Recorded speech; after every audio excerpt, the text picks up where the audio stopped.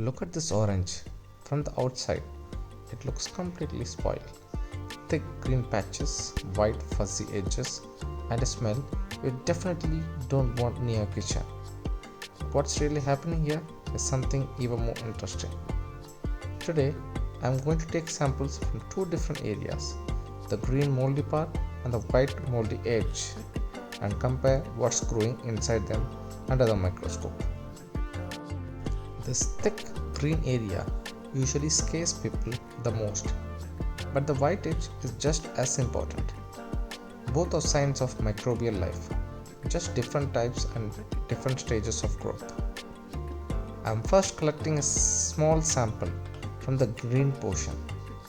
This area looks dense, moist, and well established, a perfect condition for microbes to grow. Now I'm collecting a sample from the white edge. This area looks lighter, drier, and thinner compared to the green section. Let's see what difference that makes. Now let's zoom into the green area under the microscope. And wow, look at this. You can clearly see a large number of yeast cells, round, clustered, and actively growing. This thick green color usually indicates mold colonies, and around them, yeast often thrives because of the sugars released by the fruit. This means the green area isn't just one organism, it's a whole community. Mold breaks down the fruit and yeast feeds on those sugars.